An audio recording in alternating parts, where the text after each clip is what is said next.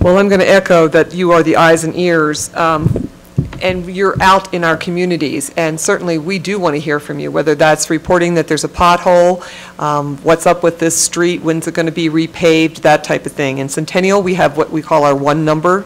It's 303-325-8000. You can report anything. You can call and ask a question. It's one number for anything that there is in the city, and the person that answers that phone will be able to route your question or your concern to the correct person, even if it's just up to me or whether it's code enforcement or whatever it might be. You can also do that online and fill out a report if you'd like. So we really do want to hear from our citizens and from our businesses and from you all.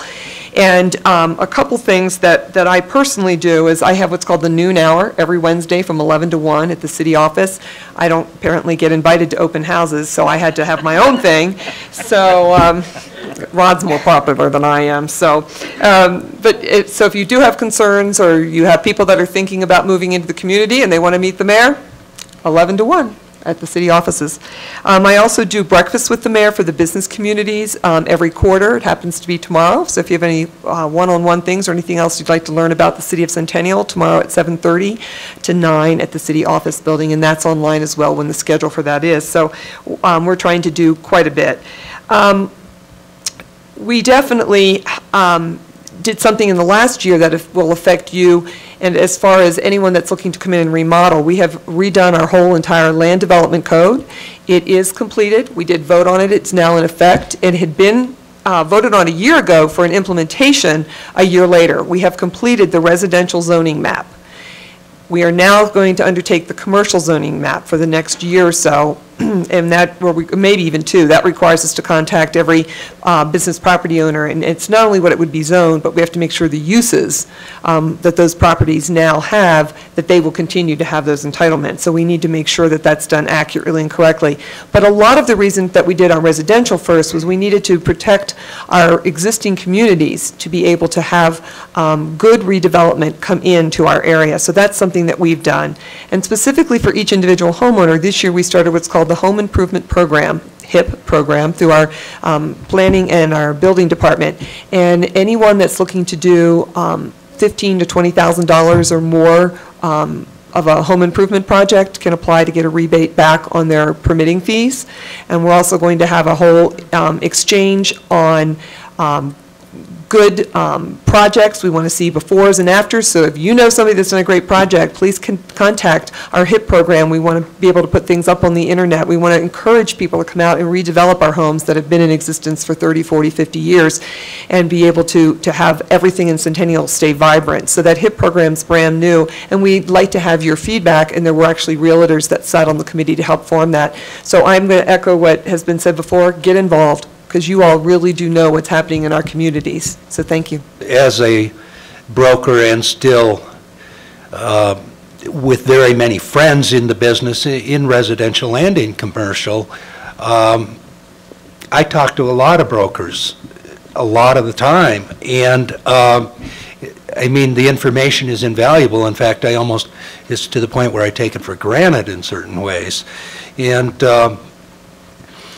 as Mike said, I think, you know, sometimes at city council meetings, you hear from the same people all of the time. And it may be a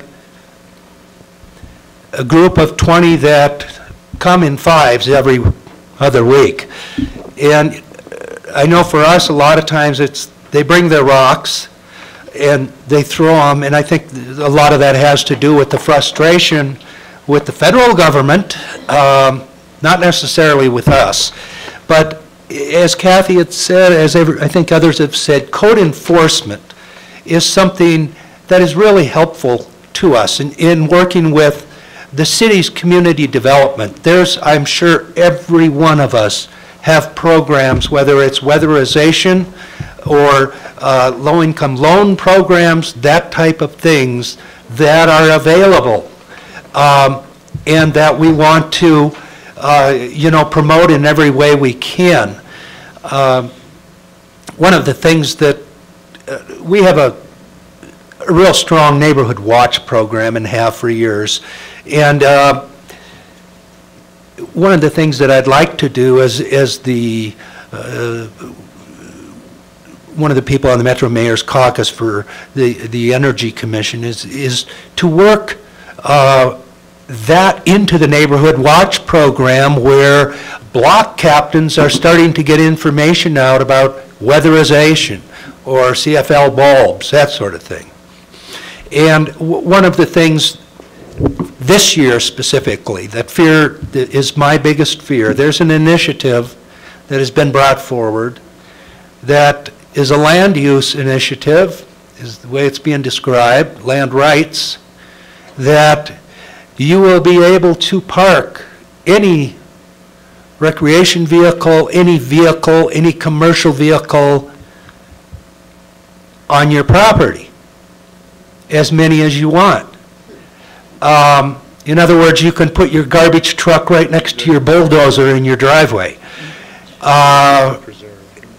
And I'll be coming to the board, I think, regarding that, because that's got to go down. That will just bring our property values down. We are different, I believe, from some of the other cities in that we are more urban. We are more like Denver in that we have three sides, three borders of Denver, and it's a little bit different than certainly some of our other areas, Centennial. And I'll end it with that.